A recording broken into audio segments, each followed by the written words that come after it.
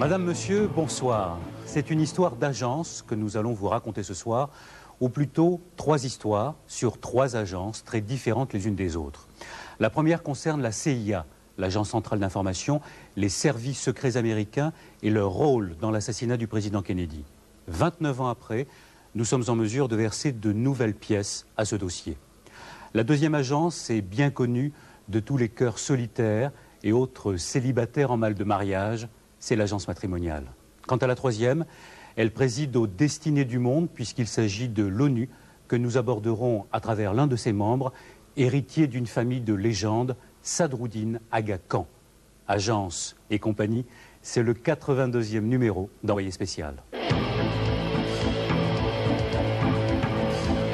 Envoyé spécial et l'assassinat du président Kennedy, 29 ans après, la version officielle de plus en plus contestée.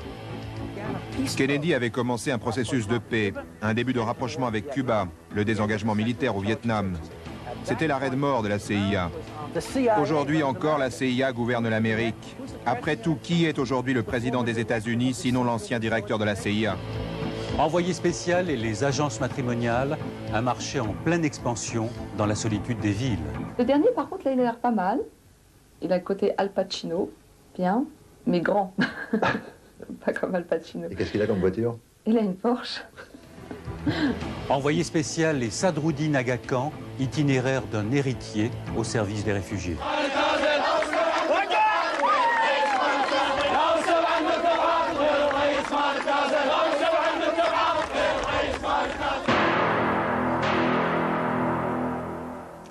Il y a 29 ans, le 22 novembre 1963 à Dallas, le président John Fitzgerald Kennedy est assassiné. Quelques heures après, la police arrête le coupable, Lee Harvey Oswald. 2 jours plus tard, celui-ci est à son tour assassiné par Jack Ruby, qui mourra d'un cancer quelques mois plus tard. Ça, c'est la version officielle aussi dramatique que rocambolesque, car depuis 29 ans, cette thèse est largement controversée. Après plusieurs mois d'enquête, Arnaud Hamelin et Jean-Pierre Van Gert ont réussi à retrouver de nouveaux témoins qui n'avaient jamais osé parler.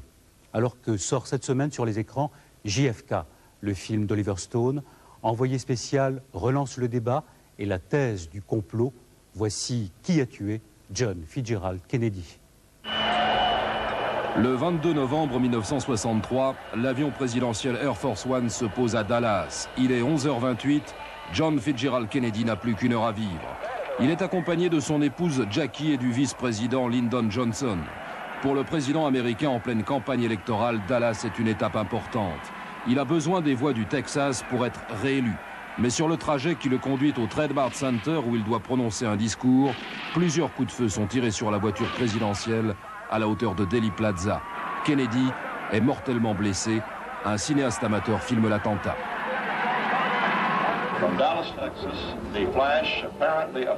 De Dallas, Texas, le flash apparemment officiel. Le président Kennedy est mort à 13h, heure locale, 14h à New York, il y a 38 minutes. L'Amérique abasourdie apprend la mort du 35e président des États-Unis. Et déjà, cette question, qui a assassiné Kennedy et pourquoi? Les recherches de la police se dirigent immédiatement vers une bibliothèque d'où les coups de feu auraient été tirés. Au 6e étage du Texas Depository School Book, on retrouve un fusil à lunettes. Officiellement, c'est l'arme du crime. À l'autre bout de la ville, moins d'1 heure plus tard, un suspect est arrêté dans un cinéma. Il s'appelle Lee Harvey Oswald. C'est l'un des 50 employés de la School Book Depository. Dans l'avion qui ramène à Washington la dépouille de Kennedy, le vice-président Lyndon Johnson prête serment en présence de Jackie. 38 minutes après la mort de Kennedy, il devient ainsi le 36e président. Le lendemain, le 23 novembre, Lee Harvey Oswald est exhibé à la presse.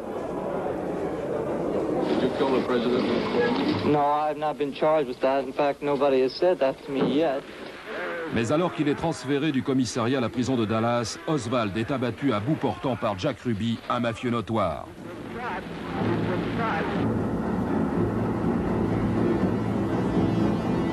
29 ans plus tard, la thèse officielle selon laquelle Oswald serait l'assassin unique de Kennedy est de plus en plus contestée. Aujourd'hui, on parle plus volontiers d'un complot dans lequel seraient impliqués les services secrets américains, les lobbies militaro-industriels, les anticastristes et la mafia. Le vice-président Lyndon B. Johnson en aurait même été informé, selon certains témoignages. Aujourd'hui, une certitude, Oswald n'est pas l'unique assassin de Kennedy, pour autant qu'il ait pu tirer sur le président. Parmi tous les témoins du drame de Dallas que nous avons retrouvé, un homme, Ricky White, affirme que son père, Roscoe White, un policier de Dallas, lui a avoué avant sa mort être l'un des tireurs qui ont abattu Kennedy. Aveu aussi tardif qu'invérifiable. Mon père se tenait ici, juste derrière cette barrière, le jour où Kennedy a été assassiné. C'est lui l'assassin du Grassinol.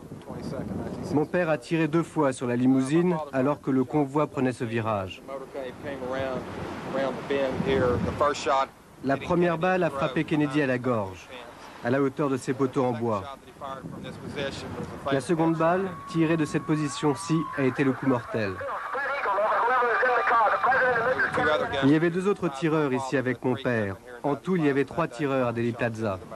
3 tireurs, Oswald, au 6e étage de la bibliothèque selon la police. Roscoe White, ici à Grassinol, selon son fils, et puis enfin un autre tireur. Embusqué dans une bouche d'égout, c'est ce qu'affirme Penn Jones, un colonel en retraite qui a mené sa propre enquête. L'homme était adossé là. Dans cette position, il pouvait voir la rue en enfilade et tirer sur le président Kennedy.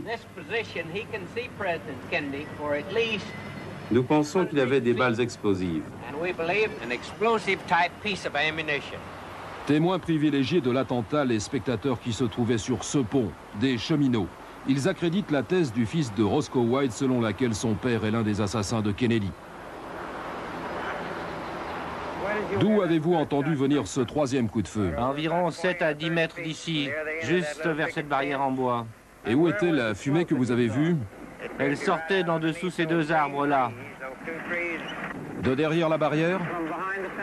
Oui, de derrière la barrière. Autre témoin, le gouverneur de l'État du Texas qui a failli trouver la mort dans l'attentat, John Connally. Il était assis à l'avant de la limousine présidentielle. Il a toujours été convaincu que les 3 coups de feu n'avaient pu être tirés d'un seul et même endroit. Je suis convaincu sans l'ombre d'un doute que le premier coup de feu qui a été tiré ne m'a pas atteint.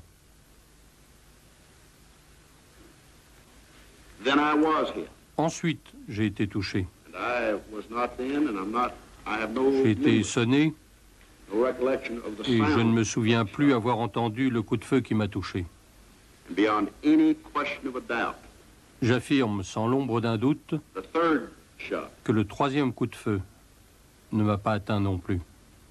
Dans les secondes qui suivent l'attentat, aucun des premiers témoins interrogés à chaud par les radios et les télévisions ne parle de coup de feu tiré depuis la bibliothèque. Je me trouvais à 10 ou 15 mètres du président.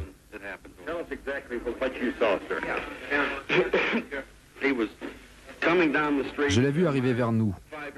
Mon petit garçon et moi étions sur la pelouse de Commerce Street. J'ai demandé à mon petit Joe de faire un signe de la main. J'ai salué moi aussi. Et alors,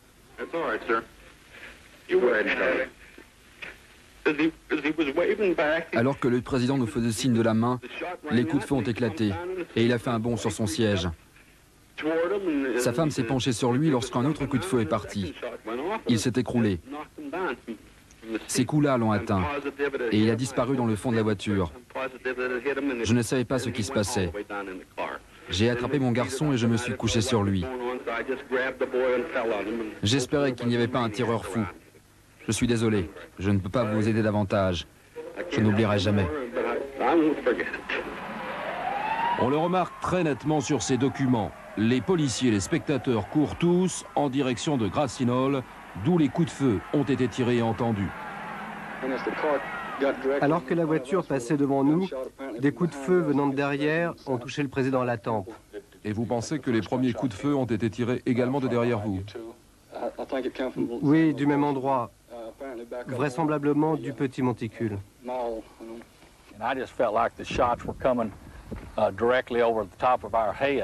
J'ai senti que les coups de feu passaient juste au-dessus de nos têtes.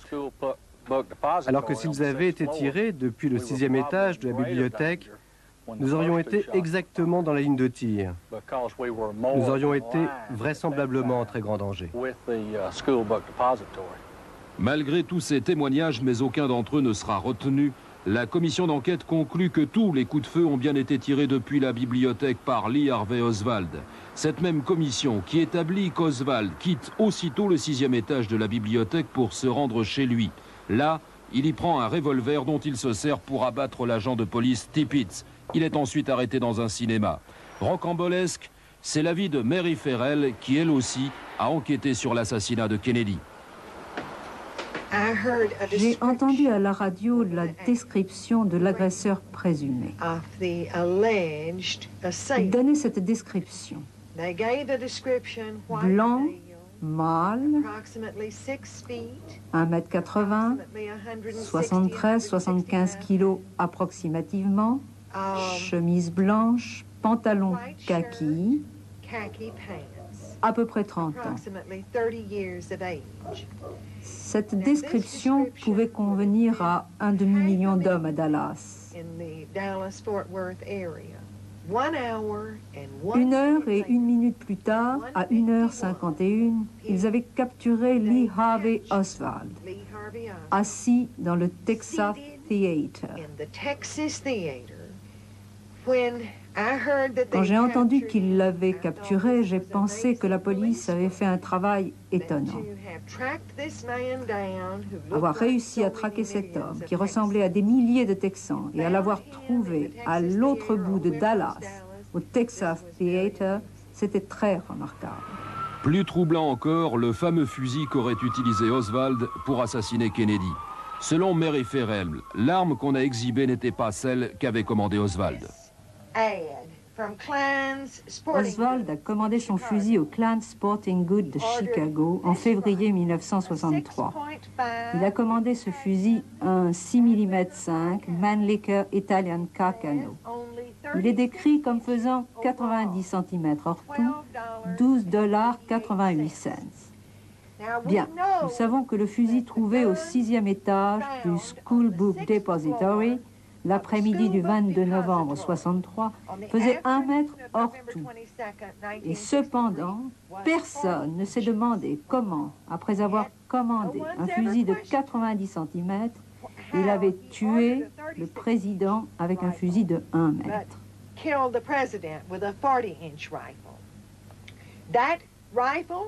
Ce fusil, au dire de J. Edgar Hoover, avait une gâchette rouillée, une culasse qui ne marchait pas bien, et personne ne peut tirer 3 fois avec précision sur une cible mouvante en 6 secondes avec ce fusil.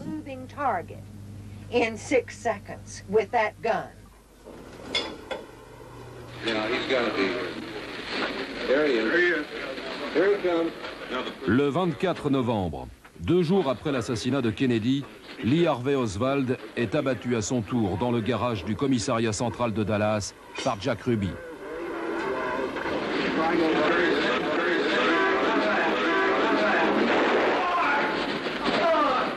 Des millions d'Américains sont témoins de son assassinat retransmis en direct par la télévision. La mort d'Oswald ajoute encore au mystère de Dallas, car au cours des interrogatoires qu'il vient de subir, Oswald n'a rien avoué, ni l'assassinat de Kennedy, ni l'assassinat du policier Tippit, ce que révèle pour la première fois à la télévision Jim Leavell, le policier qui est aux côtés d'Oswald lorsqu'il est abattu. Oswald était très calme, plus calme que n'importe quel criminel dans de telles circonstances. Il m'a dit « Je n'admets pas être soupçonné d'avoir tué qui que ce soit, et encore moins un officier de police. Maintenant, si vous voulez que je reconnaisse avoir frappé un agent, ça je le reconnais. » Oswald faisait allusion au policier Adam qu'il avait boxé lors de son arrestation au cinéma Texas. Je lui ai dit « Lee, tu sais que l'on peut faire des tests balistiques avec le pistolet qu'on a trouvé sur toi et démontrer qu'il a servi à tuer l'agent de police Tippit. »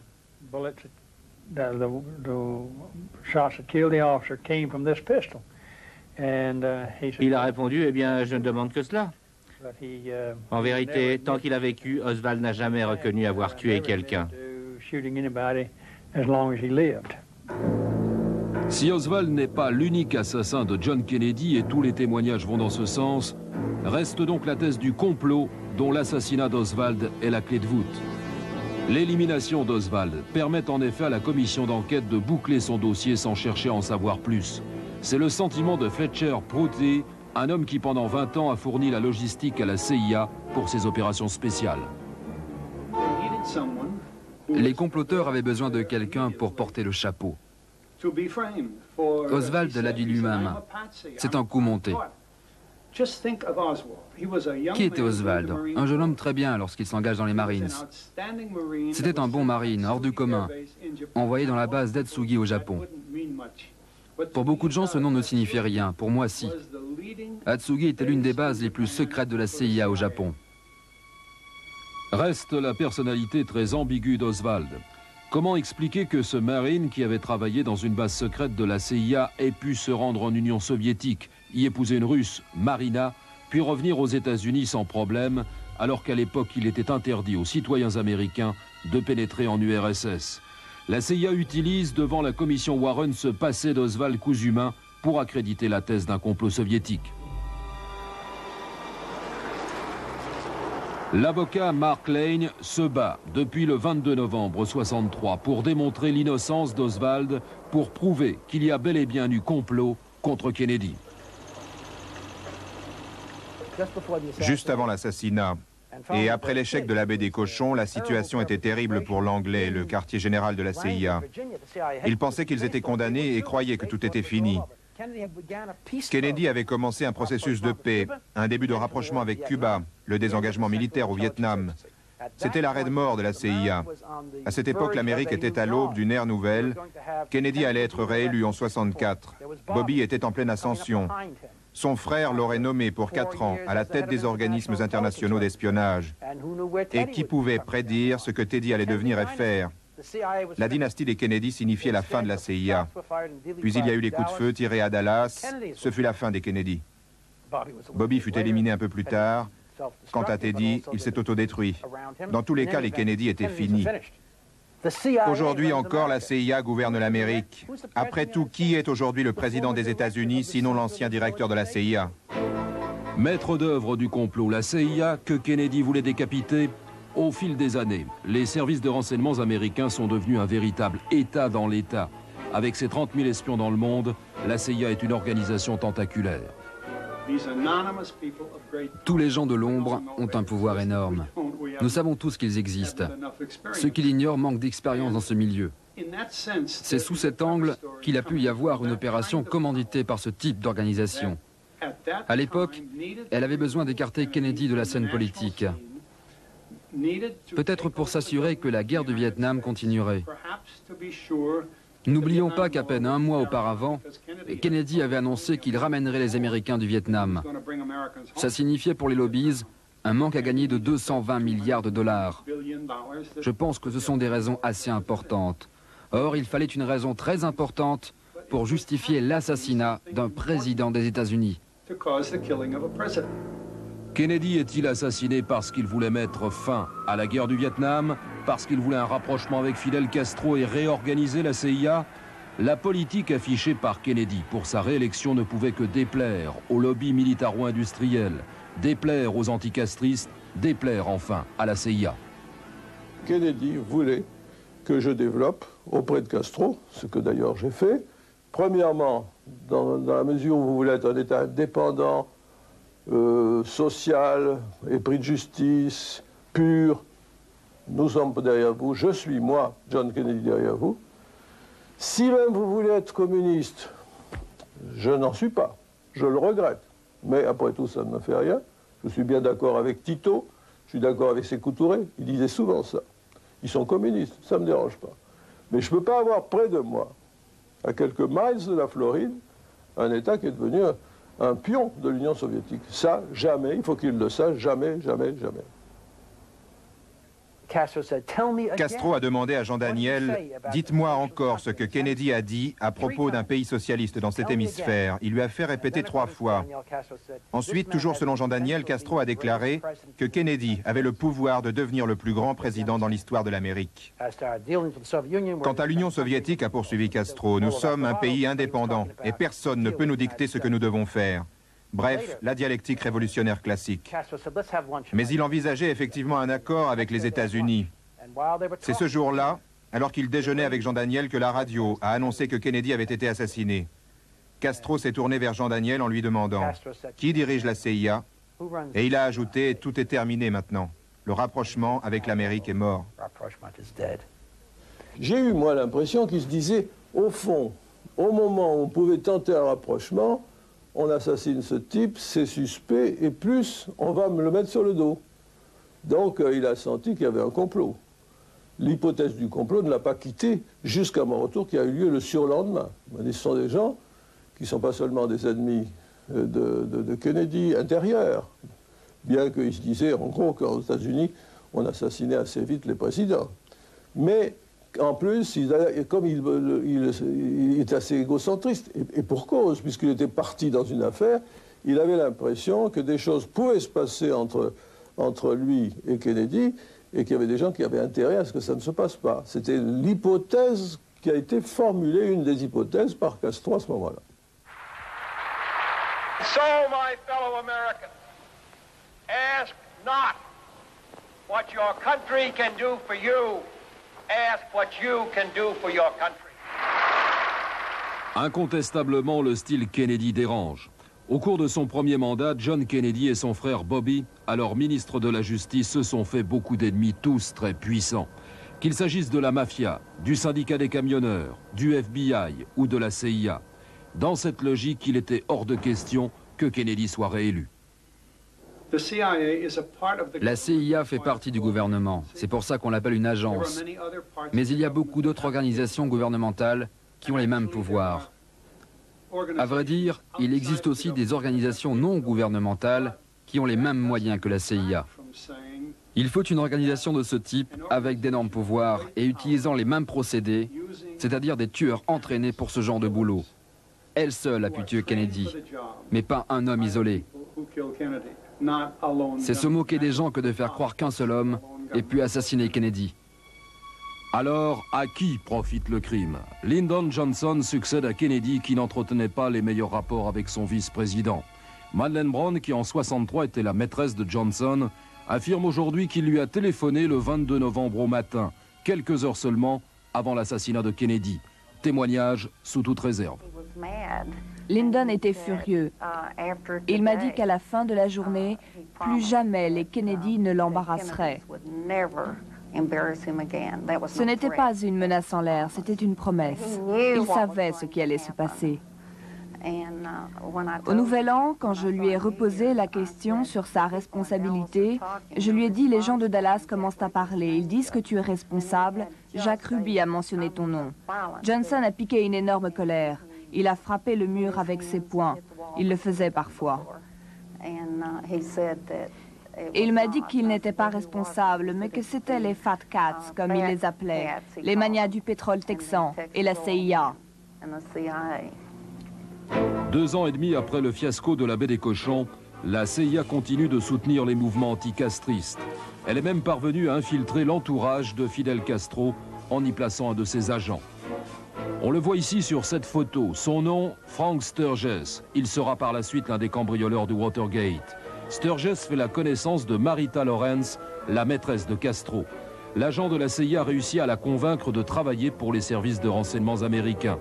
On retrouvera Marita Lawrence et Frank Sturgis à Dallas la veille de l'attentat. Je ne peux pas dire que j'ai subi des pressions pour m'obliger à partir. Mais un jour, Sturgis m'a dit « J'aimerais que tu fasses quelque chose pour moi. » Je n'ai pas accepté tout de suite. Mais vous êtes parti. Oui. Et c'est plus tard que vous avez découvert que Frank Sturgis appartenait à la CIA? Oui. Déjà lorsqu'il travaillait chez Castro? Oui. Il vous l'a dit? Oui. Et vous êtes allé aux États-Unis? Oui, j'y suis partie. Ensuite, vous avez travaillé pour des organisations gouvernementales. Oui. Lesquelles? Le FBI et la CIA.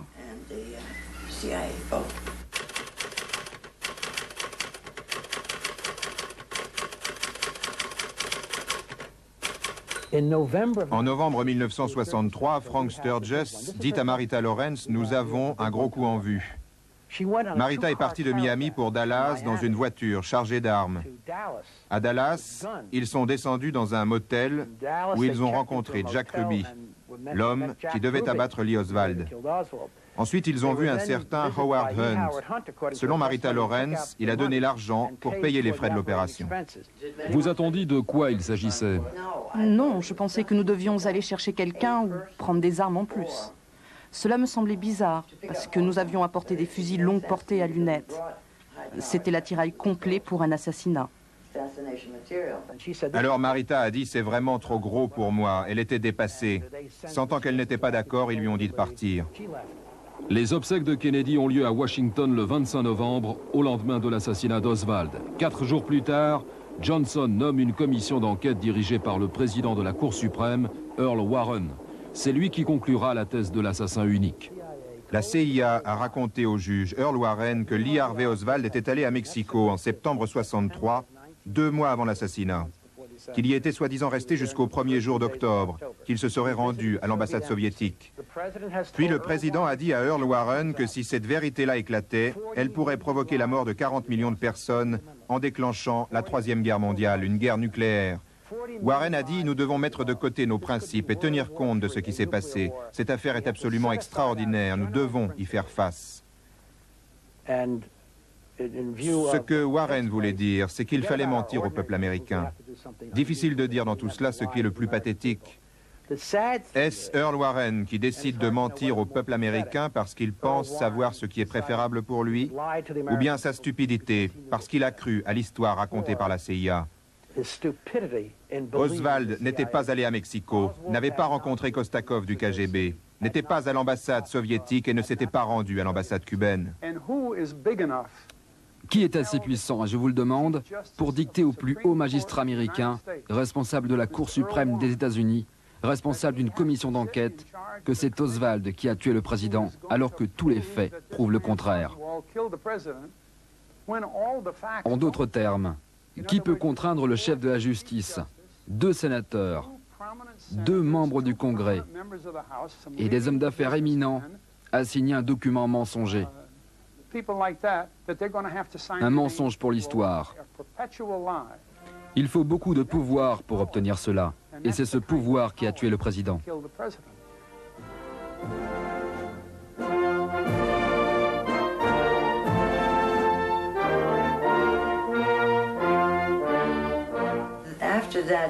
Après les événements de Dallas, j'ai été longuement interrogée par le FBI. Ensuite, ils m'ont laissé tranquille.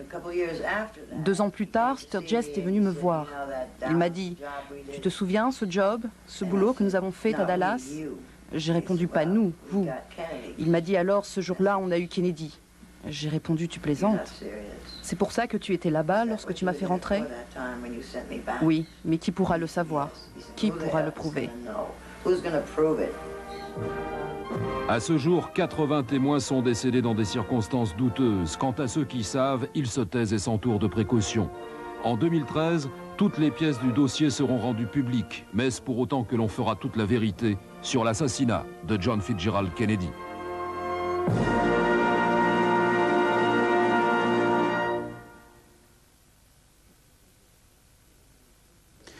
C'était le 22 novembre 63 à Dallas. Retour en France pour le 2e reportage de ce magazine et nous allons nous intéresser à ces 13 millions de personnes seules qui décident un beau jour de rompre leur solitude. Manque de temps, timidité, cercle de relations trop restreint, les raisons ne manquent pas pour s'adresser à une agence matrimoniale. Il y en a près de 2000 en France, leurs tarifs sont assez élevés, entre 5 000 et 30 000 francs selon l'agence et selon la tête du client. Comment fonctionnent-elles? Sont-elles vraiment sérieuses? Quel est réellement leur taux de réussite? Pour répondre à ces questions, Pierre Bonte et Christian Autin ont suivi quelques célibataires à la recherche de l'âme sœur, prêts à payer le prix du bonheur. Ce soir j'attends Madeleine, j'ai apporté du lilas, j'en apporte toutes les semaines, Madeleine elle aime bien ça.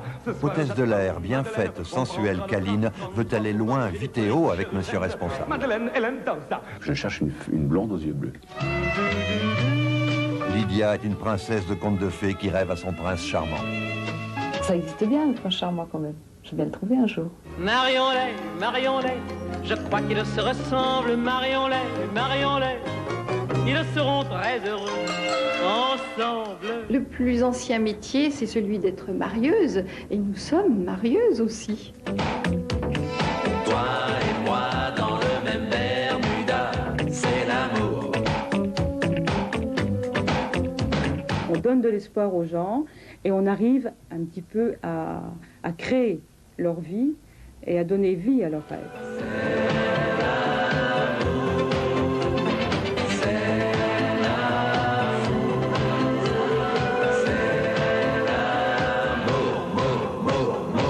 Demandez l'imbécile heureux.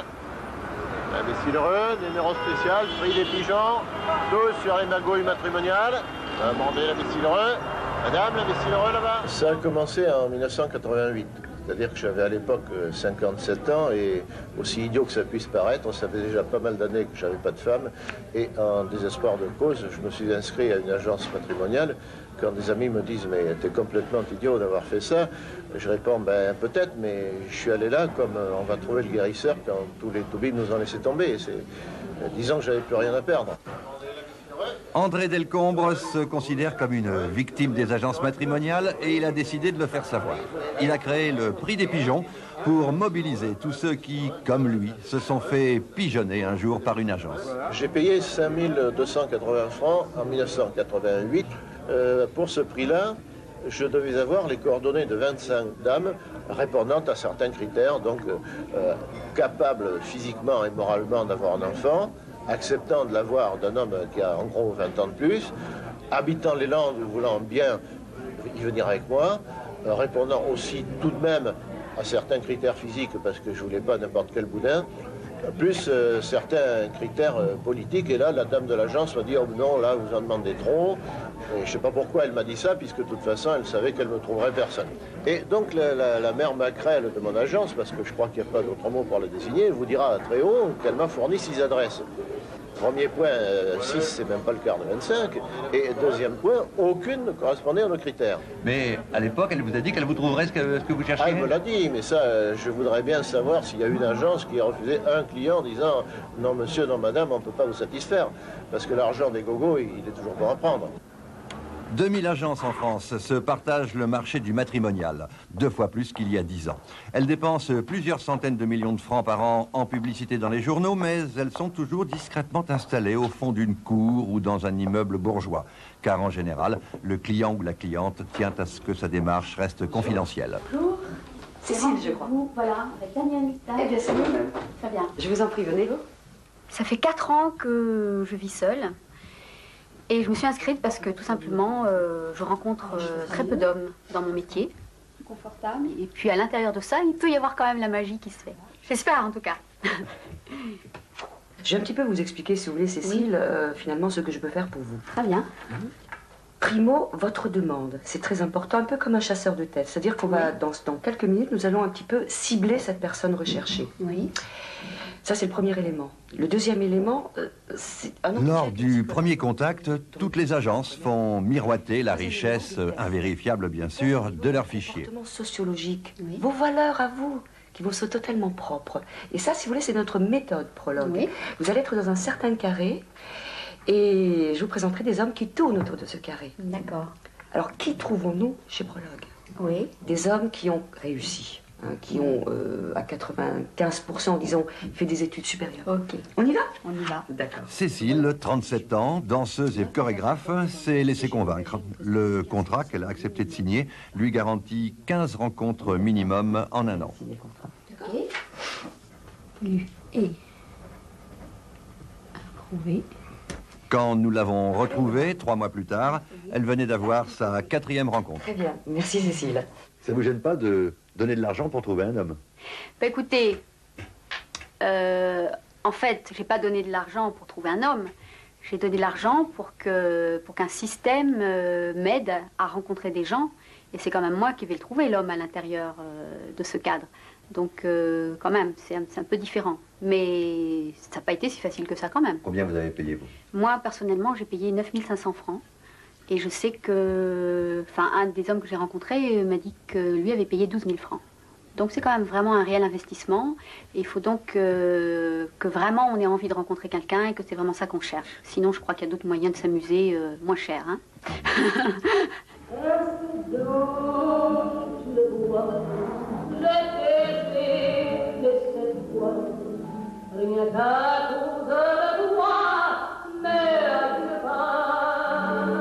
C'est pas pour combler ma solitude que je cherche quelqu'un. C'est simplement que même quand ça va bien, même quand il y a des choses agréables qui se passent, etc., d'avoir personne avec qui les partager, c'est dommage. Et je crois que j'ai besoin de quelqu'un qui soit assez stable intérieurement. Je sais que je cherche quelqu'un de bon et généreux. Sinon, j'ai pas du tout d'a priori physique.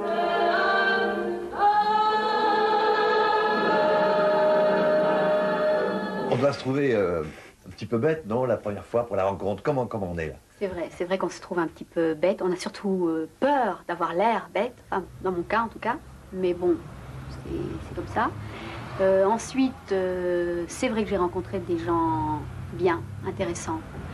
Que ça m'a même réconcilié un petit peu avec... parfois j'ai besoin qu'on me réconcilie avec le genre humain quand même.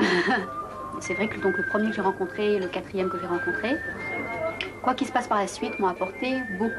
Mais en général, ils vous demandent très rapidement d'avoir des relations sexuelles? Je ne peux pas vraiment parler en général. Hein. Là, donc dans mon cas, 4 personnes et 2 personnes avec qui on a été jusqu'à la relation. Oui. Voilà. Et ça s'est fait de façon très naturelle. Et, oui. Avec chacun très surpris vraiment, puisque à chaque fois c'était le soir même de la rencontre. Et on s'y attendait vraiment pas, quoi. Pour l'instant, Cécile a demandé à l'agence une suspension de son contrat.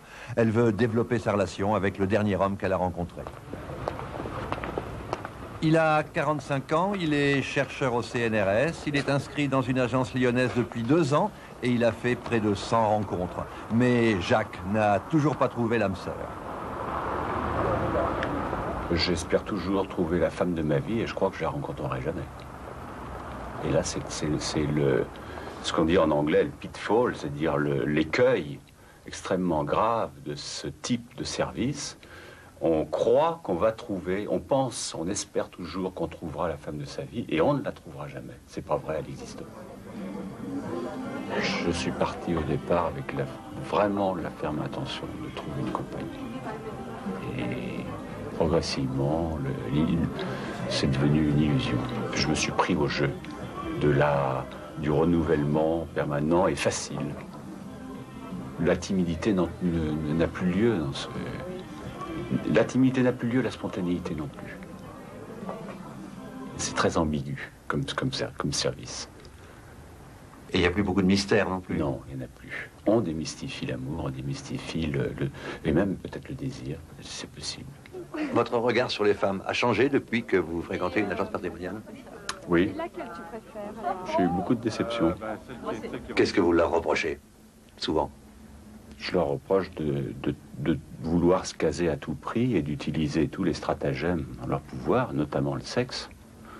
Et alors ça, c'est un trait de caractère de la femme en général, c'est qu'elles aiment la sécurité. Donc le côté financier joue un grand rôle aussi dans leur esprit. L'argent les intéresse beaucoup? L'argent les intéresse. Mais parce qu'elle veut avoir un sentiment de sécurité, elle veut être sécurisée par un homme, par l'homme. Lionel, bonjour. L'agence réciproque à Neuilly. J'ai 28 ans. Et vous faites une profession qui est très très à la mode. Vous pouvez nous en parler un petit peu? Oui, enfin certains vous diront que je suis un golden boy. Moi, je vous dirais tout simplement que je suis un agent de change, que je travaille sur différentes scènes internationales.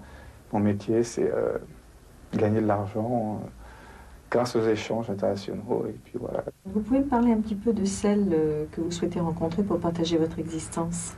Eh bien, cette femme, je la souhaite... Réciproque se veut une agence haut de gamme, aux méthodes résolument modernes. Elle utilise entre autres la vidéo pour faire les premières présentations. Une sensualité, je crois que c'est important, faut pas le négliger. Et qui sont même pas une femme d'intérieur. Alors, qu'est-ce que c'est votre clientèle haut de gamme? Alors, la clientèle haut de gamme, je dirais que c'est une certaine éducation avec un minimum, si vous voulez, un minimum financier indispensable pour réaliser ce que l'on veut faire. Qu'est-ce que c'est le minimum? Bon, ben c'est une façon d'être à l'aise, si vous voulez, de ne pas trop compter ses fins de mois, si on veut. Et en ce qui concerne les femmes, je dirais qu'on est un petit peu, à ce niveau-là, un petit peu moins difficile et qu'on a de la priorité à un physique agréable. Et si on est laid et si on est pauvre, aucune chance d'entrer chez vous. Il faut aller voir l'abbé Pierre. Pas chez Réciproque, effectivement. Quels sont les tarifs pour s'inscrire chez vous? Alors, les tarifs, c'est un petit peu variable, évidemment. Tout dépend du nombre d'heures que l'on va passer sur un dossier. Donc, actuellement, les tarifs varient de 13 à 20 à 25 000 francs. Sylvie, bonjour. C'est à Sylvie, inscrite à l'agence depuis 6 mois, que Michel Lasserre va réserver la primeur de sa dernière recrue. D'accord. Bon. Vous allez voir comme il est beau. Vous souhaitez avoir des enfants? J'aimerais bien, oui. Ah, je trouve qu'il a beaucoup de charme, oui. Peut-être 3 enfants, parce que je pense que Moi, je trouve qu'il a un petit air de Christopher Reeve. Un petit peu, oui. Superman. Ah, j'aime beaucoup son sourire. Bon, lui, il est d'accord pour vous rencontrer. Bien. N'est-ce pas? Donc, si vous êtes d'accord, je vais vous donner son numéro de téléphone et lui, je vais lui téléphoner dès ce soir. D'accord. Moi, je le contacte. Afin qu'il vous contacte. On fait comme ça? On fait comme ça. D'accord. Une carriériste. Sylvie est une habituée des bains-douches, elle sort souvent, alors beaucoup se poseront la question de pourquoi une fille comme elle s'est-elle inscrite dans une agence matrimoniale. C'est vrai, ça porte à confusion parce qu'on dit oui, une jolie fille, pourquoi elle cherche un mari? Ben, c'est difficile. Vous savez que j'ai 2 enfants qui sont grandes et trouver un homme qui accepte déjà les enfants, qui accepte déjà une fille, bon, j'ai quand même passé 30 ans, donc c'est pas facile. Alors quel genre d'homme vous recherchez? Ah, en plus, à mon âge, on est difficile. Parce que d'abord, je cherche quelqu'un de tolérant, quelqu'un de courageux, quelqu'un qui a beaucoup d'humour, indulgent et qui aime la vie, surtout parce que moi j'aime rire, j'aime sortir et il faut qu'il suive, quoi. S'il ne suit pas, je suis malheureuse. Mais vous voulez aussi quelqu'un de riche? Oui, j'aime bien qu'il y ait du beurre dans mes épinards. C'est mieux, c'est meilleur. Vous avez des goûts de luxe? Oui, quand même, oui. Pourtant, vous ne vivez pas dans le luxe. Non, mais justement, j'ai envie d'essayer. Oui, bon. J'aime beaucoup le luxe. Je passe te chercher, je prends ma voiture, hein? D'accord, il n'y a pas de Combien de rencontres déjà vous avez faites par l'agence? 5 rencontres déjà. Et alors, votre bilan? Ah là, la première fois, c'était une catastrophe. Le dernier, par contre, là, il a l'air pas mal. Il a le côté Al Pacino, bien, mais grand. Pas comme Al Pacino. Et qu'est-ce qu'il a comme voiture? Il a une Porsche. Bonjour Jacques, contente de vous voir. J'ai le grand plaisir de vous faire rencontrer Annie, à qui j'ai beaucoup parlé de vous. Installez-vous. Autre clientèle, autre style. 53 ans de mariage heureux, c'est le slogan de Madame de Sachy, la plus connue et la plus ancienne agence matrimoniale de Paris. La seule qui organise encore les rencontres chez elle, dans son salon. Mais c'est aussi l'agence qui a eu, dans le passé, le plus de démêlés avec la justice. On vous a accusé, par exemple, de passer des annonces bidons, qui ne correspondaient pas vraiment aux clients que vous aviez en fichier. Hein? Non, je ne suis pas d'accord. Elles sont véridiques, mais elles sont aussi publicitaires. Et c'est vrai que l'objectif d'une annonce, c'est déjà de faire connaître les profils de nos abonnés, de faire des recherches personnalisées et de générer des appels sur ce profil. Je mets au défi quiconque de trouver, je dirais, un candidat qui ne soit pas un candidat. Ça n'est pas possible. Et ce serait tellement inutile. Il y a 13 millions de célibataires en France. Pourquoi voulez-vous qu'on fasse des annonces, entre guillemets, bidons? Vous avez eu un certain nombre de procès. Où en êtes-vous? Où en êtes-vous? Je crois que j'aurai des procès peut-être toute ma vie tant que je serai dans cette profession, parce que j'essaye toujours d'innover et je dérange. Vous n'avez pas le sentiment d'exploiter la solitude des gens? Moi, j'ai surtout le sentiment d'aider à vaincre cette solitude. C'est mon choix, c'est pour ça que je fais ce métier. Je ne fais pas ce métier pour de l'argent, à la limite, j'en ai rien à faire. Ce qui compte pour moi, c'est d'avoir la possibilité, évidemment, de faire vivre l'agence, mais je fais ce métier par choix. C'est un métier que je me suis créé, je dirais. Les tarifs, quand même, chez Madame de Sachy, peuvent aller jusqu'à 30 000 francs par an. On accuse aussi certaines agences d'utiliser des hommes ou des femmes de paille. Martial Benamou, qui a tenu pendant 4 ans une agence matrimoniale, a quitté le métier justement parce qu'il refusait de recourir à ce genre de pratique. Certaines agences n'ont pas la clientèle qu'il faut, et pour pouvoir justement arriver à amener une clientèle, un potentiel important chez eux, ils utilisent ce qu'on appelle effectivement des hommes de paille ou des femmes de paille, des barons si vous voulez, qui n'ont rien à voir du tout avec une agence, qui sont payés au forfait, qui sont payés à la présentation, et ils ont entre 200 francs à l'époque, et ça peut être jusqu'à 500 francs. Comment ça se passe? Eh bien ça se passe qu'ils vont recruter ou par des amis ou des copains qu'ils connaissent déjà depuis longtemps. Ils vont monter un petit scénario en leur disant, voilà, écoute, c'est simple, je vais te présenter un client, tu vas faire un petit peu toi aussi le client qui recherche à te marier, tu auras signé un contrat chez nous, mais on ne te fera pas payer ce contrat, et à la suite de ça, à chaque fois que tu te présenteras, tu auras 200 francs ou 300 francs, enfin suivant la prestation. Voilà. Et voilà comment une agence malhonnête peut fournir le nombre de rencontres prévues par le contrat. Cela dit, ce genre d'accusation est très difficile à prouver, tout comme il est impossible de vérifier les taux de réussite annoncés par les agences. L'année dernière, on a eu 55% de réussite. Alors je précise, de couple, pas de mariage. Oui, qu'est-ce que c'est une réussite pour vous? Une réussite, c'est à partir du moment où les gens sont suffisamment satisfaits d'une rencontre, soit pour vivre ensemble, soit pour avoir une relation suivie, sans forcément vivre ensemble, mais en tout cas sans demander d'autres rencontres. On a beaucoup de résultats, puisque l'année dernière, on a eu 62% de réussite. Donc ça commence à très bien se savoir dans Paris, et les gens viennent à nous tout naturellement. Je pourrais très bien vous répondre la vérité en vous disant, eh bien, on réussit dans 70% des cas. Ce serait la vérité. Ce serait en même temps une vérité, une fausse vérité, parce qu'on ne réussit pas dans les mêmes taux de pourcentage pour une dame de 50 ans que pour une jeune femme de 25 ans. Martial Benamou, les agences en général annoncent un taux de réussite de 50 à 70%. Qu'est-ce qu'il en est? Je vous interromps tout de suite, c'est impossible. Je vais vous dire, s'il y a entre 30, mettons 25-30%, c'est déjà beaucoup, en taux de réussite, hein, je veux dire. Moi-même, à l'époque, j'avais un taux de réussite de 10-15%, c'était un grand maximum. Et je peux vous dire que si on le fait honnêtement, si on le fait correctement, c'est déjà très beau. Si j'ai bien compris, vous souhaitez un monsieur grand, brun, sérieux, sécurisant, style technicien ou ingénieur. Je vais donc compulser mon fichier et voir ma collaboratrice. PDG de l'agence Marielle à Épinal et présidente du syndicat national des centres et conseillers matrimoniaux, Anne Cascaret s'efforce d'assainir une profession qui en a bien besoin. L'an dernier, la répression des fraudes a contrôlé 534 agences. 1 sur 3 était en infraction avec la loi. De toute façon, il faut être réaliste. Les agences matrimoniales ne sont pas des entreprises philanthropiques. Leur premier souci, c'est de faire du chiffre. Pour tourner, une agence doit faire combien d'inscriptions par mois?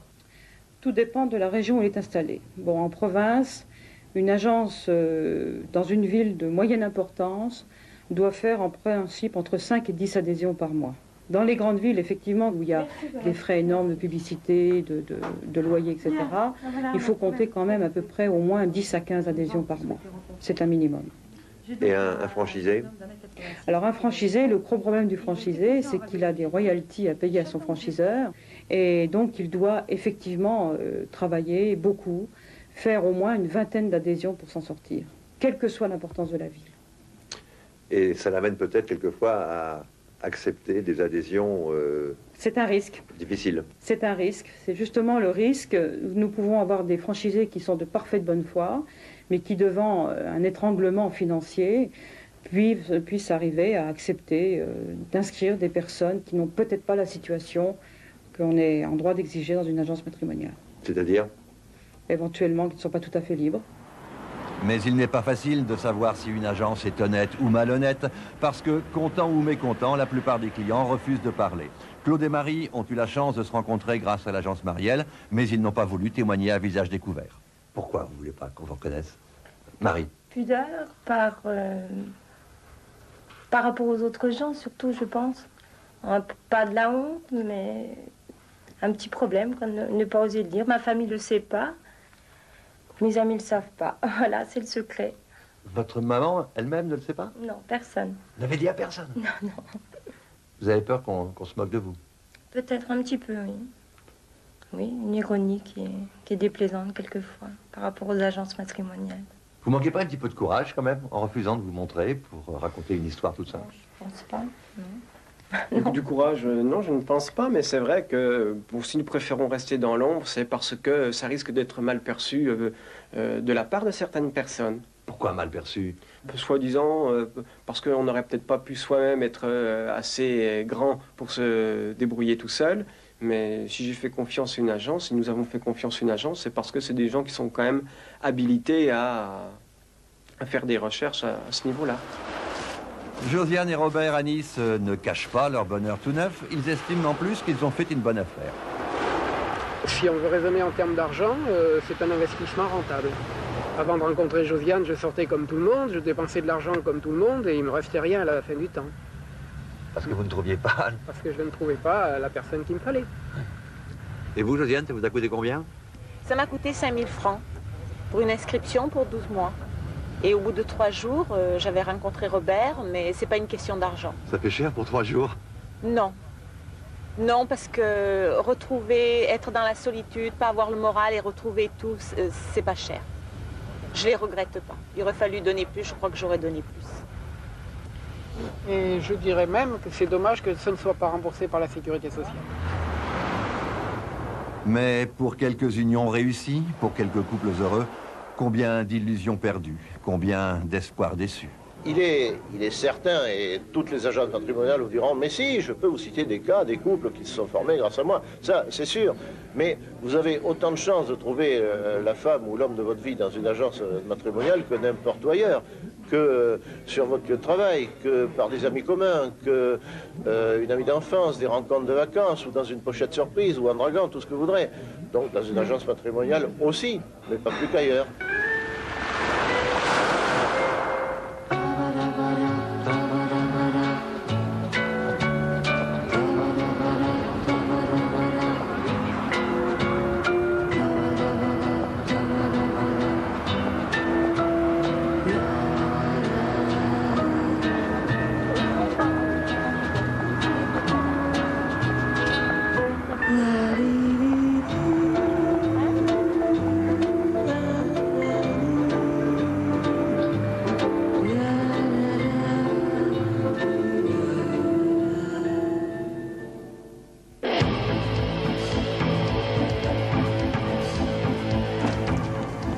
Pierre Bond, bonsoir. Bonsoir. Alors, vous aussi, vous pensez que les agences matrimoniales ne servent à rien? Non, non, j'irai pas du tout jusque-là. Je pense que les agences matrimoniales répondent à un besoin dans notre société d'aujourd'hui, qu'elles peuvent être utiles. Si, bien sûr, les agences sont sérieuses et honnêtes, ce qui n'est quand même pas toujours le cas. Non, ce qu'il faut dire, c'est que les chances, quand même, d'y rencontrer l'âme sœur sont très limitées. Et surtout, je le signale, pour les femmes de plus de 45 ans, qui sont pourtant les plus nombreuses à s'adresser aux agences matrimoniales. Pourquoi? Eh bien parce qu'en général, elles veulent un homme de leur âge, alors que les hommes de 45-50 ans, eux, recherchent presque toujours une femme plus jeune pour refaire leur vie. C'est effectivement un problème. On peut quand même donner quelques conseils pour ne pas se faire avoir? Oui, je dirais d'abord à celui ou à celle qui veut s'inscrire dans une agence, ne vous faites pas trop d'illusions. Il faut prendre l'inscription dans une agence comme une aventure, une démarche qui peut être utile parce qu'elle vous force à sortir de votre solitude et qu'elle va vous faire faire des rencontres, plus ou moins intéressantes d'ailleurs, mais ne rêvez pas trop. Bon, d'autre part, 2 conseils pratiques que je voudrais donner.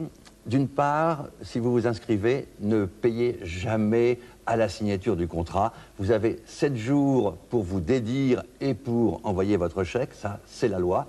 Et d'autre part, au bout d'1 an, à la fin du contrat, si vous estimez que l'agence n'a pas fait son travail, vous pouvez demander un remboursement partielle de vos frais d'inscription. Ce ne sera pas facile à obtenir parce que les agents sont de bons avocats, mais vous pouvez essayer. On peut toujours essayer. Comment s'est déroulée cette enquête avec les agences et puis avec tous les candidats? Ça a été difficile, parce que d'une part, j'avais devant moi des agences qui parlent beaucoup, ça, il n'y a pas de problème, mais qui, à mon avis, disent rarement la vérité, ou en tout cas pas toute la vérité. Et d'autre part, des clients qui, en général, refusent de témoigner parce qu'ils ont honte d'être passés par une agence matrimoniale. C'est comme ça, c'est encore un sujet tabou aujourd'hui. Ils ne l'ont pas dit à leur entourage, et alors, bien sûr, encore moins devant une caméra. Bon, mais cela dit, pour essayer de voir plus clair, j'aimerais bien que, la suite de cette émission et de ce reportage, beaucoup acceptent de témoigner, au moins par le Minitel, et m'apporter leur expérience positive ou négative. 36 15 à 2, rubrique envoyé spécial. Merci Pierre. Et merci d'avance. Le héros du reportage que vous allez voir à présent est une vraie légende. Son père recevait de ses fidèles son poids en or et en joyaux. Son neveu, Karim, est à la tête de 20 millions d'Ismaéliens répartis essentiellement en Asie et en Afrique. Lui, dont la mère est française, a été pendant 12 ans haut commissaire de l'ONU pour les réfugiés. Il s'appelle Sadruddin Aga Khan. Une équipe d'envoyés spéciaux l'a accompagné lors de l'une de ses missions en Irak. L'occasion pour nous de mieux comprendre le fonctionnement d'une organisation comme l'ONU, les difficultés de travail sur le terrain, mais surtout la personnalité de cet homme qui a fait de l'aide aux réfugiés l'un des moteurs de sa vie. Voici l'héritier et les réfugiés, un reportage de Georges Walter et Philippe Peter.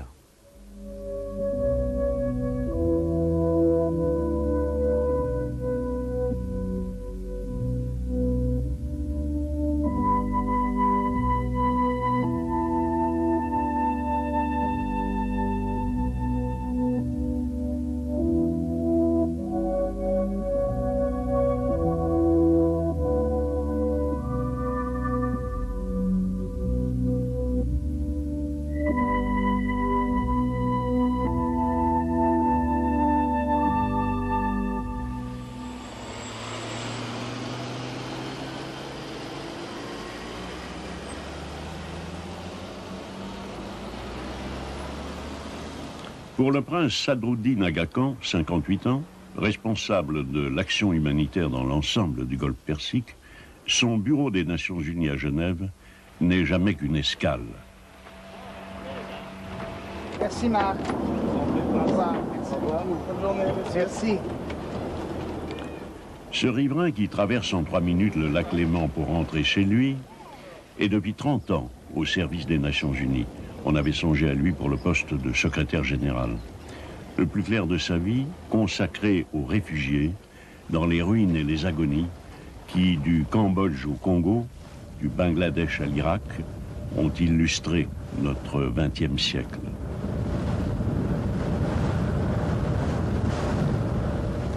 Est-ce pour cette raison qu'il est le membre le moins connu d'une dynastie fabuleuse? Ce musulman né à Paris appartient à une branche dissidente de l'islam chiite, les Ismaéliens, qui ont derrière eux 12 siècles d'une histoire de persécution et de révolte. Aga Khan signifie simplement grand chef. Mais il y a loin entre les frondaisons calmes du château de Bellerive, résidence de Sadruddin, et l'énorme rumeur médiatique autour de sa famille.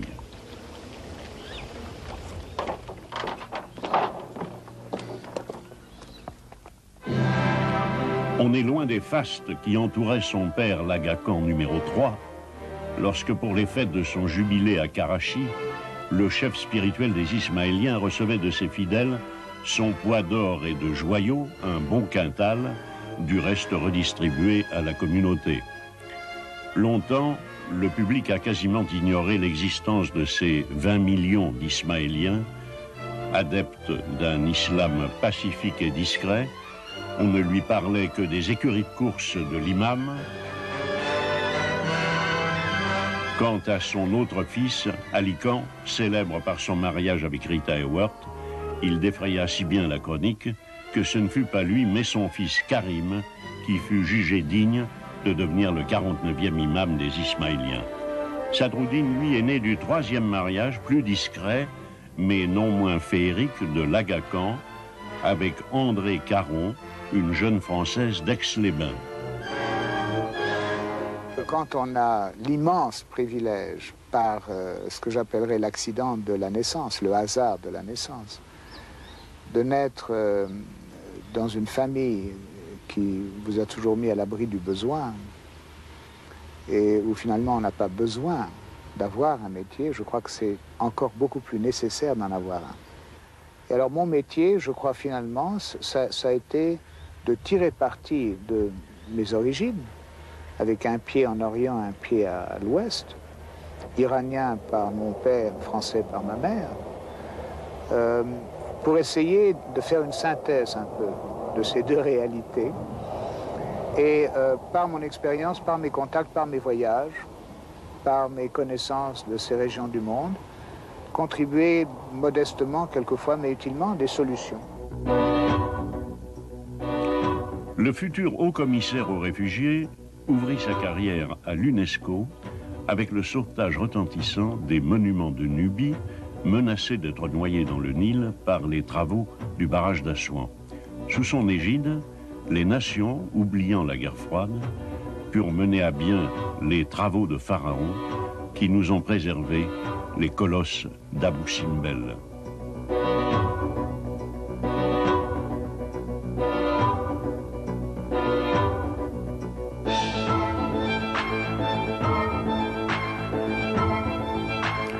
Ans plus tard, pour une autre tâche colossale, c'est à l'homme des réfugiés que les Nations Unies ont fait appel quand la guerre du Golfe s'est achevée au nord de l'Irak par la tragédie d'1 million de Kurdes.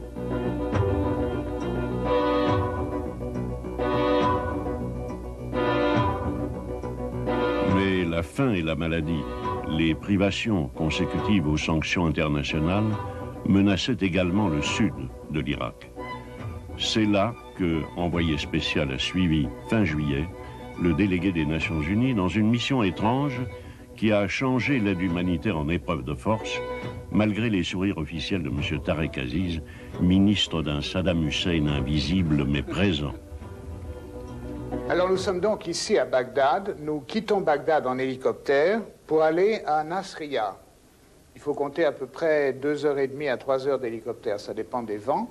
De Nasriya, nous prendrons des voitures et nous irons dans cette région de Hor el-Hamar, qui est ce lac, ces marais dont on a tant parlé, et où on pense qu'il y a des réfugiés, des personnes déplacées qui ont fui les villes comme Nasriya, Amriya et toutes ces autres villes pour aller se rendre dans les marais au moment de l'insurrection et qui seraient éventuellement encore piégés dans cette partie du pays. Une centaine de milliers d'enfants pourraient mourir si la situation alimentaire et les problèmes de santé ne s'améliorent pas. À mi-chemin vers le sud, c'est le choc. Dans la ville sainte de Karbala, site du martyr du petit-fils du prophète, l'imam Hossein, pleuré par les chiites depuis 12 siècles, ces mêmes chiites, en mars, croyant précipiter la chute de Saddam Hussein, s'étaient soulevés. L'armée irakienne en fit un massacre effroyable dont on a parlé très peu, et cela jusqu'au fond des mosquées, dans ce qui est la Mecque des chiites.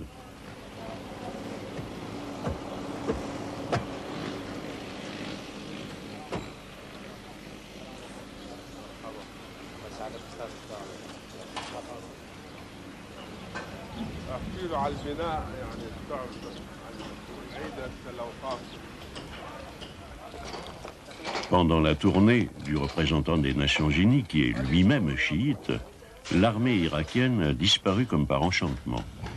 Sadruddin n'est pas dupe.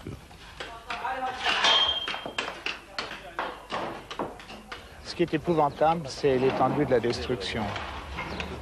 Les dégradations qui ont eu lieu ici, la manière dont les bâtiments ont été touchés, ça montre que pendant l'insurrection, il y a eu des affrontements vraiment d'une violence extrême.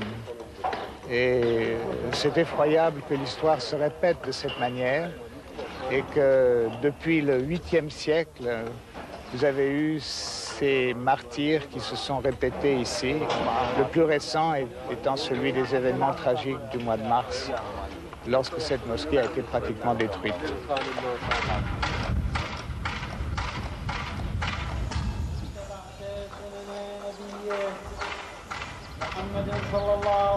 وصحبه وآله حتى دعاك الله إلى جواره فقبضك إليه باختياره لك كريم ثوابه والصلاة والسلام عليك يا مولاي يا أمير المؤمنين وعلى ابن عمك يا رسول الله. Puis, c'est le départ pour le sud et la région torride et périlleuse des Marais, 5000 km² à la frontière de l'Iran. Accompagné par sa petite garde, surveillé de près par les officiels toujours souriants, Sadruddin, qui comptait en faire le tour, ne sera autorisé qu'à y demeurer pendant 3 heures.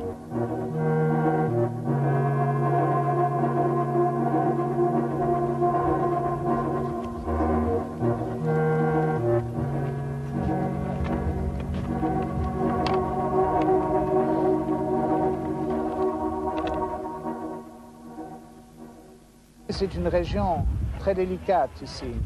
Il y a eu très souvent dans le passé beaucoup d'affrontements ici. Les Irakiens se souviennent des 8 années de guerre avec l'Iran. Ils nous disent qu'il y a des Iraniens qui s'infiltrent. C'est la version officielle. On nous dit qu'il y a beaucoup d'infiltration et qu'il y a des éléments iraniens armés qui viennent ici pour fomenter les troubles. Alors c'est très difficile de vérifier toutes ces informations, d'autant que la région est très vaste. Mais nous ne nous intéressons pas aux bandits, nous ne nous intéressons pas aux gens qui ont déserté. Nous voulons aider les populations civiles innocentes, qui sont des gens qui sont pris dans la tourmente. Peu importe la tourmente, au bord des marais, pour rappeler que Saddam Hussein est toujours le maître, on organise à l'intention du délégué des Nations Unies une petite manifestation spontanée dont les acteurs ne sont autres que des soldats irakiens en civil.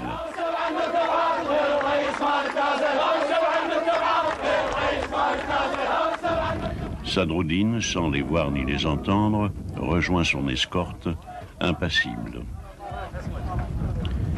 Il a pu faire envoyer ici quelques camions de vivres, tracer des couloirs humanitaires. Mais les Nations Unies ne peuvent pas nourrir 18 millions d'Irakiens, dont les rations souvent ne dépassent pas 1200 calories, et qui importaient, avant la guerre et les sanctions, pour 2 milliards de dollars de nourriture.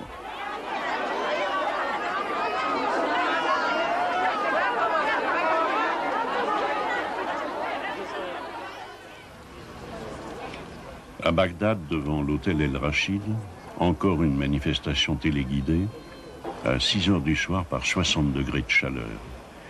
Des enfants mourant sous les caméras, des femmes réclamant vivres, médicaments, lever des sanctions contre l'Irak, alors que le pouvoir sait parfaitement que tel est précisément le seul objectif de Sadruddin Aga Khan.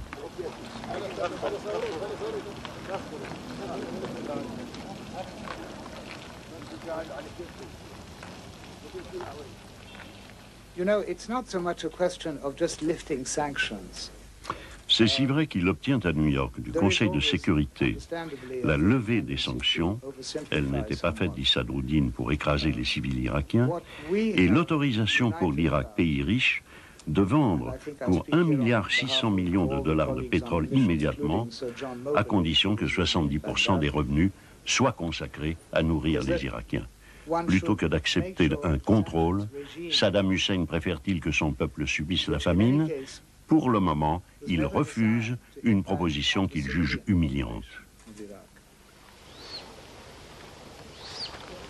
À Belle-Rive, devant des trésors de l'art islamique, Sadruddin Aga Khan reste optimiste. Il souhaite qu'au-delà des fanatismes qui inquiètent, l'Occident connaisse et reconnaisse l'apport culturel et humain d'un Orient arabe et musulman en pleine mutation. Alors, ces vitrines, on les a récupérées. C'était en fait à l'origine des stalles d'église. Je crois que dans l'islam, on n'a pas besoin d'être barbu ou de porter nécessairement un turban pour être croyant.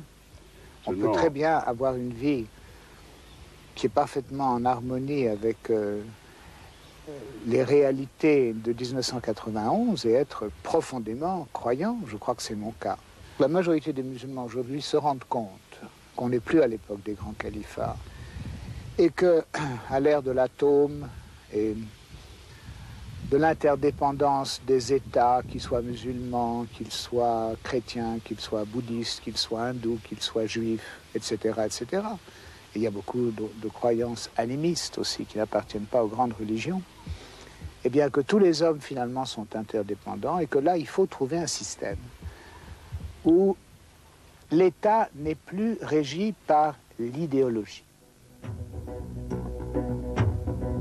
L'idéologie de Sadruddin Aga Khan n'est sans doute rien d'autre que l'action modeste, rédemptrice, mais souvent désespérée, du sauveteur. Sensible à l'interdépendance entre l'homme et la nature, la Fondation de Bellerive, son œuvre privée, travaille au sauvetage des forêts menacées comme celle des Alpes, à la protection des oiseaux, des baleines et des éléphants.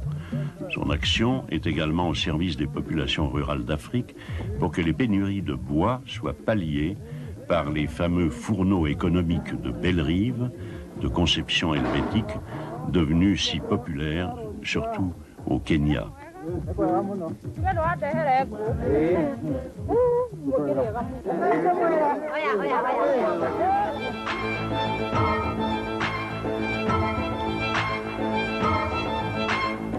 Mais le plus dur est à recommencer sans fin.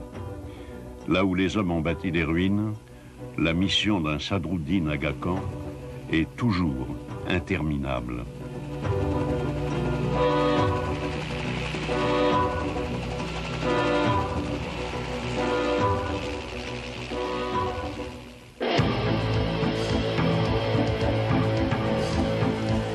Sadruddin Aga Khan, bonsoir. Bonsoir. Il y a une question qu'on a envie de vous poser après ce reportage.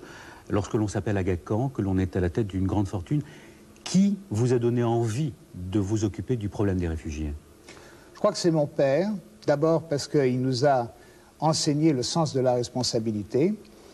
Ensuite parce que j'ai beaucoup voyagé avec lui et que j'ai été voir dans pas mal de pays les problèmes de déracinement, de réfugiés. Vous avez beaucoup appris avec votre père? Beaucoup, certainement. En plus, mon père était iranien, donc j'avais un pied en Orient. Ma mère était française, un pied en Occident.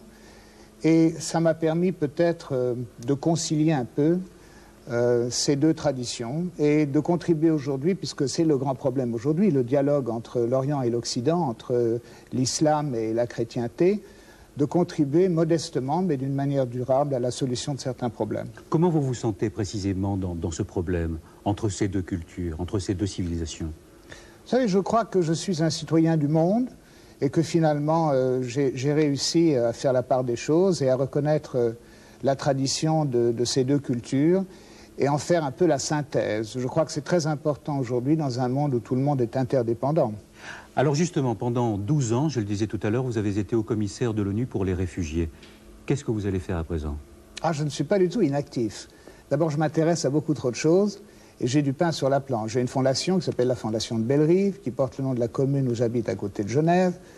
J'ai des programmes pour venir en aide aux personnes les plus déshéritées dans les pays en voie de développement, pour améliorer la qualité de la vie en donnant une technologie appropriée, pour lutter contre la déforestation, la désertification. Et l'ONU? Et en même temps, j'ai lancé un programme pour la préservation des Alpes, qui sont malheureusement très menacées, qui s'appelle Alpaction.